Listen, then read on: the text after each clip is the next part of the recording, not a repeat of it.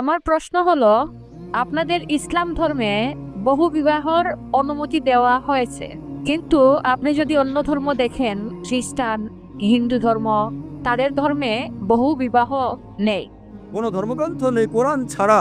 আমি তুলনামূলক ধর্মতত্ত্বের ছাত্র, যেটা বলছে যে একটা বিয়ে করো। একটা অনুচ্ছেদ নেই বাইবেলে, ভগবদ্গীতাতেও নেই, বেদেও নেই যেটা বলছে একটা বিয়ে করতে কোরআন ছাড়া। যদি আপনারা হিন্দু ধর্মগ্রন্থ রামায়ণ পড়েন, শ্রীকৃষ্ণ মহাভারতের মতে তার কতজন স্ত্রী ছিল? 16,108 জন। তাহলে মুসলিমরা কেন চারটা করতে পারবো না? সমস্যা কোথায়? এরপর যদি আপনি বিষ্ণু পুরাণা অধ্যায় 24 অনুচ্ছেদ 1 পড়েন, বলছে একজন ব্রাহ্মণ 4 জন স্ত্রী থাকতে পারে। যদি ইহুদিদের গ্রন্থ পড়েন, এতে অনুমতি আছে যত ইচ্ছা তত বিয়ে করার। যদি খ্রিস্টানদের বাইবেল পড়েন, আব্রাহামের 3 জন স্ত্রী ছিল।